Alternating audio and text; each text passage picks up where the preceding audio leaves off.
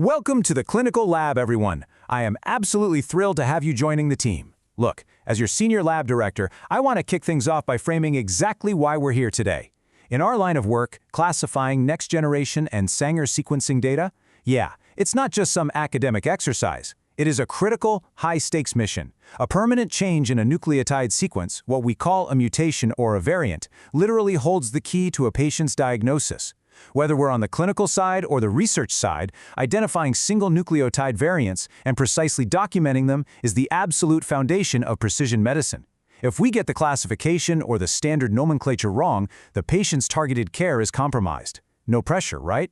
So, today's explainer module is designed to make sure you are absolutely flawless in your reporting. Let's get into it. Okay, so here's our syllabus for today. We'll be covering mutation fundamentals, the protein impact of those variants, indels and structural variants, HGVS reference sequences, and finally, standard notation syntax. Section 1, Mutation Fundamentals. We're focusing on single nucleotide variants, or SNVs. All right, let's start with our baseline, the single nucleotide variant, or SNV. As you already know, not all single base changes are created equal. On the left here, we have transitions. This is where we're swapping a purine for a purine, like an adenine to a guanine, or a pyrimidine for a pyrimidine, like cytosine to thymine. Pretty straightforward. But on the right, we have transversions. This one's a bit more drastic biochemically. This is where a purine is swapped with a pyrimidine, or vice versa. Think an A changing to a C or a G to a T. Understanding this transition versus transversion pattern is really the very first step in variant calling accuracy. It actually tells us about the underlying mechanism of the base pair swapping we're looking at in our raw sequencing data. Moving right along to Section 2, the protein impact of SNVs. We're going from DNA to functional consequence. So we need to bridge the gap between that raw data and the actual patient impact, right? We do that by shifting our focus to the functional protein outcome. We generally categorize these into 3 clinical impacts. First up, synonymous or silent mutations. Here the base changes, but because of the built-in redundancy in our genetic code, it miraculously still codes for the exact same amino acid. The protein itself, completely unchanged. Second, we have missense mutations. In this case, the base change creates a brand new codon, resulting in a different amino acid. This can totally alter the folding and function of the protein, which, as we know, is often the main driver of a clinical condition. And finally, the nonsense mutation. This one is severe. The base change creates a premature stop codon. Specifically, we're talking TAA, TAG, or TGA. This literally halts construction entirely, leaving us with a truncated, inactive, and completely non-functional protein. Okay, Section 3, indels and structural variants. We're looking at insertions, deletions, and large-scale changes. Let's scale up a bit. When nucleotides are added or removed, the absolute most critical concept to keep in your head is the multiple of 3 rule. A frameshift mutation, as you can see defined here, is an insertion or deletion where the number of bases involved is not a multiple of 3. Why does that matter? Well, because codons are read in triplets. So missing or adding just 1 or 2 bases completely throws off the entire downstream reading frame. It's like skipping a beat in a song. It messes up everything that follows. It creates a totally different sequence of amino acids from that point forward, which often leads to a premature stop codon and a totally inactive protein. Now contrast that with an in-frame indel, where bases are added or deleted in neat multiples of 3.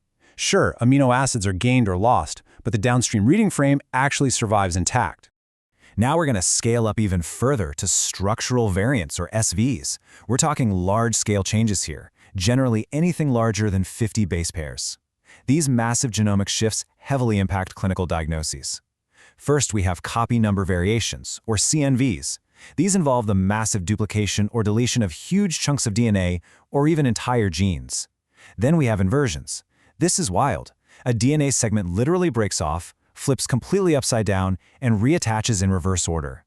And finally, translocations, where a segment of one chromosome breaks off and attaches itself to a completely different chromosome. Catching these in our sequencing data requires a really keen eye and, of course, incredibly precise reporting. Which brings us perfectly to Section 4, HGVS reference sequences, the anatomy of standard nomenclature.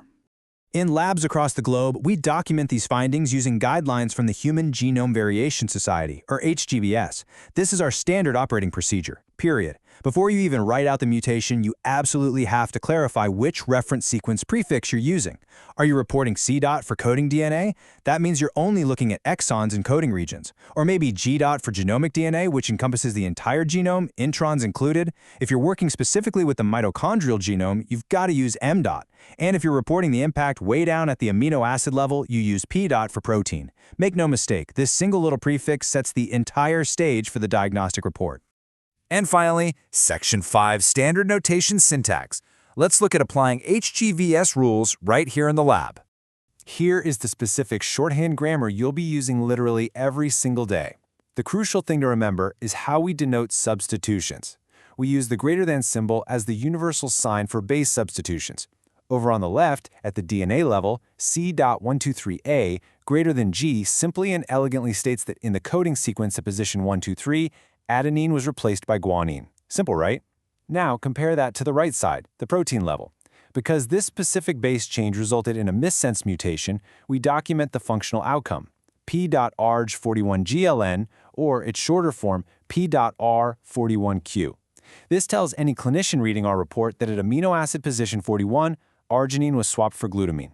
This is basically your first daily mini-case study of mapping DNA changes right to their functional outcomes. Now, when we hit a nonsense mutation, the notation becomes absolutely critical.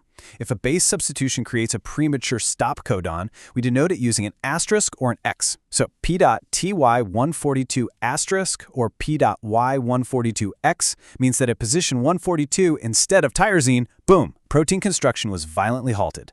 Everyone in this lab needs to instantly recognize that asterisk as a massive red flag for a truncated protein. For indels, I want you to treat this table as your daily audit checklist to verify your shorthand markers. For a deletion, use del. In our example here, C.112_114 del means nucleotides from position 112 to 114 have been wiped out. For an insertion, use ins. Look at C.54_55 ins t. This tells us that right snuggled between positions 54 and 55, a thymine was inserted. And for a duplication, use dupe, like we see in C.77_79 dupe, meaning the sequence from 77 to 79 has a nice little extra copied segment. Precision in these tiny markers? It literally makes all the difference across your NGS reports. All right, let's see how all these rules build into something a bit more complex. Here is exactly how you decode the alphabet soup of a frameshift notation step by step. Let's break down P.ARG97Pro FS*23. It looks like a lot, but watch. First, the P dot indicates where we're reporting at the protein level. Second, ARG97Pro tells us the initial inciting event. At position 97, arginine was replaced by proline. Third, the absolutely crucial FS denotes that this change caused a frame shift. And finally, *23 tells us the ultimate consequence. Because the frame shifted, a new, premature stop codon popped up exactly 23 amino acids downstream from the initial change. See? By breaking it down logically, you're going to be able to read and write this flawlessly on your first try. I want to leave you with this final, really vital question to think about. Are your variant notations precise enough to accurately guide a patient's targeted clinical care?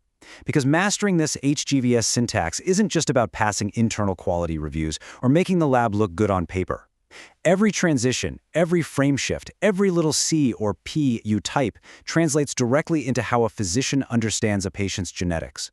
Your precision in this lab ensures accurate, life-saving diagnostic reports. So I highly encourage you to review the nomenclature checklists, test yourselves, and hey, never ever hesitate to double-check a complex structural variant with a colleague.